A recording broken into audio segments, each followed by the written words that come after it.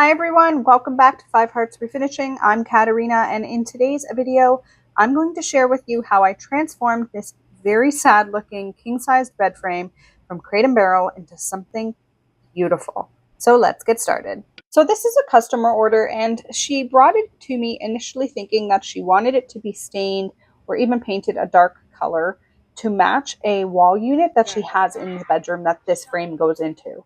So I did a test strip of a small section for her first to see what kind of grain and color we would be dealing with. As it turns out, Crate and Barrel didn't do this piece any justice by hiding this gorgeous mahogany veneer under that awful color. And the client instead changed her mind and wanted to leave it natural, which I absolutely agreed with. And you'll see at the end just how absolutely stunning this piece turned out, revealing the beautiful wood grain and the beautiful color for this client. So the majority of the work on this piece is all in the preparation. The stripper I'm using is called Soluble, and it's a thick gel-like substance that stays in place and works on multiple kinds of finishes fairly quickly.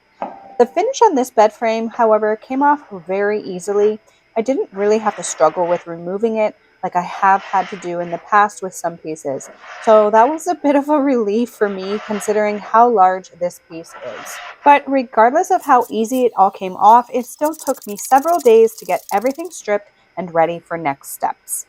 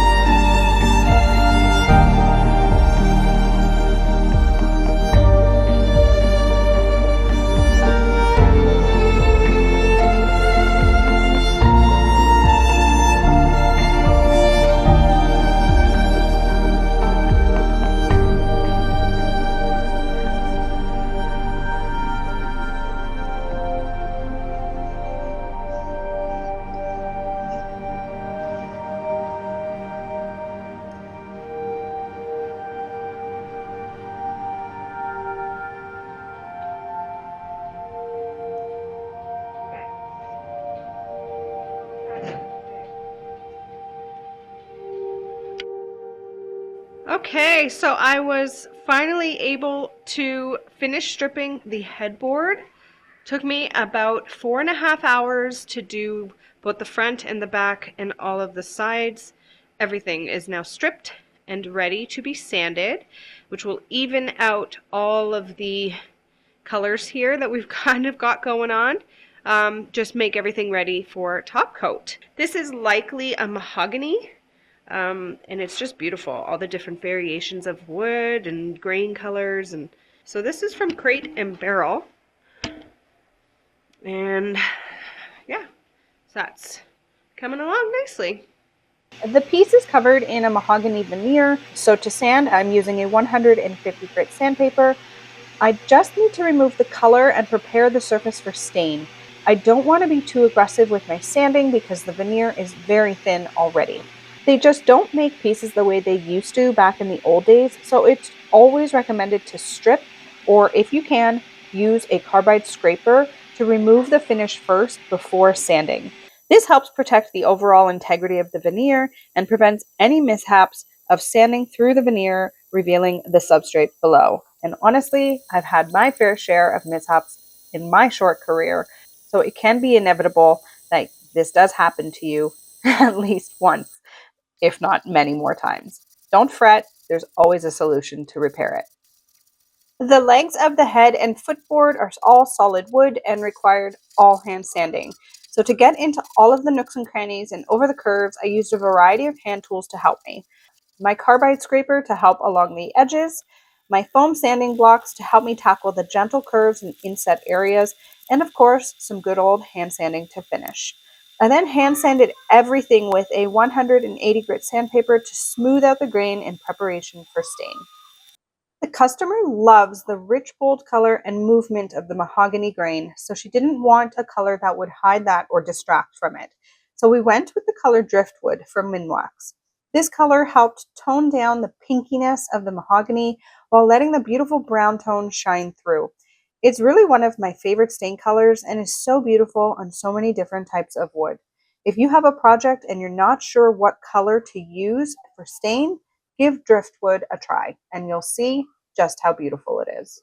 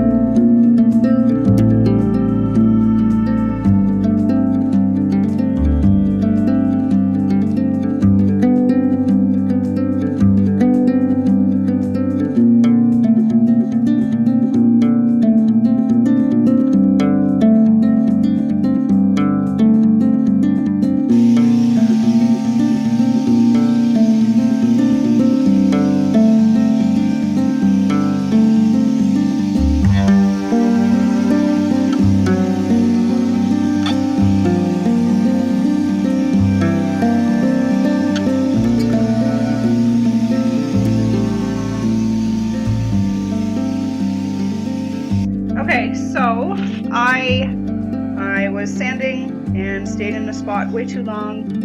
This is a veneer, and I accidentally blew through the veneer on this piece. So this is a great opportunity for me to start using my Blendal sticks. I don't actually think I'm going to be needing all of these colors, but you never know. Looks like there's some orange in there. Definitely a little bit of orange.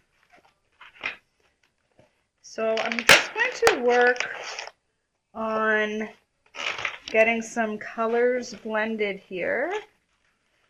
And hopefully be able to match everything up. This is definitely an art form, being able to blend colors together. I feel like this orange might, well, it'll work up in this space up here. Then I can deepen it. Okay. So there's a couple different colors that I'm playing with here. So there's a light, there's a medium to darkish color brown, and then there is a bit of more of an orangey tone, which I can blend together with some more of these lights. So lots of things to blend around here. So let's get started.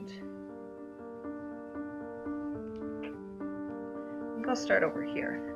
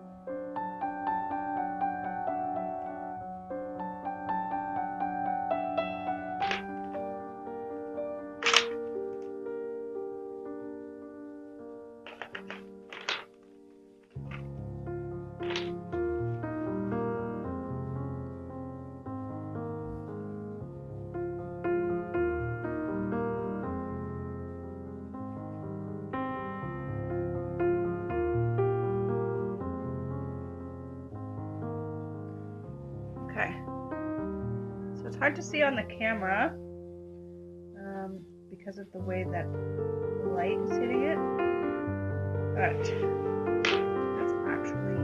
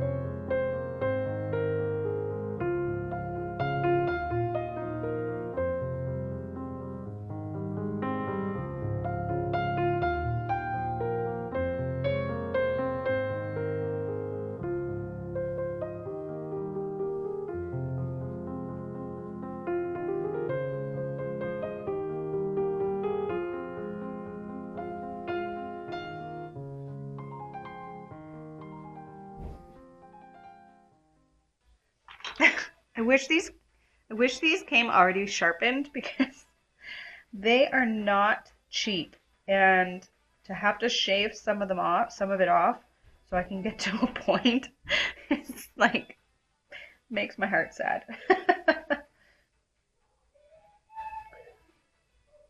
Okay, so you can see how I've got 3 different areas here, and once I top coat this, that will blend away even better.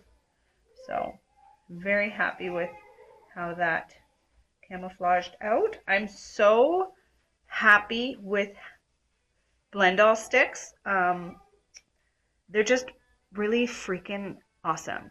And yes, they are expensive. These set me back about $350 for the 2 kits. And then on top of that, I also grabbed myself some graining pens. So these are brush tip markers. And the reason I grabbed this is because a lot of times when I'm working and you're doing work like this, you just can't get into the finest details with a wax pen or with a crayon. So having the ability to use something else to help camouflage is always an investment. So yeah, definitely love these.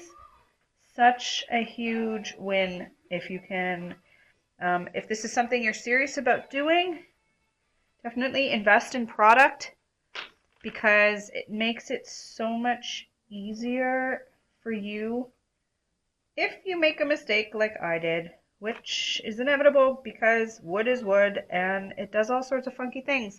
And sometimes mistakes happen, so this is fantastic to have. So I hope you enjoyed that little touch up there. I'm going to finish top coating everything and then it's all going to be done. All right, friends, that's a wrap on today's project. This crate and barrel king bed went from worn and tired to fresh and fabulous, and honestly, I'm so impressed with how it turned out. If you enjoyed watching the process or even picked up a tip or two, make sure to give this video a thumbs up. And if you haven't already, please hit that subscribe button. There's a lot more coming your way.